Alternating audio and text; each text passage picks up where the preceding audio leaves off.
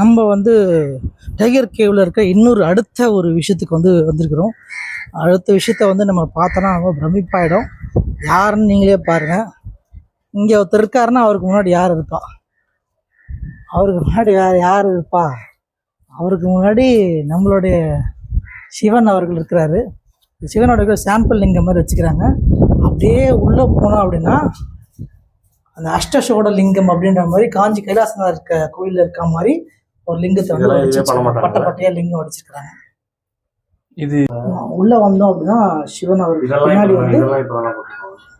சிவன் அவருக்கு பின்னாடி பெரிய ஒரு ஃபேமிலி இருக்குது. பிரம்மா விஷ்ணு சைடில் வணங்குற மாதிரி, சிவபெருமான் இருக்கா மாதிரி, அங்கே முருகர் இருக்கா மாதிரி தோணுது. சின்ன குழந்தைய முருகர் வச்சுக்கிறாங்க பாருங்க, சிவன் பார்க்க நடுவில்.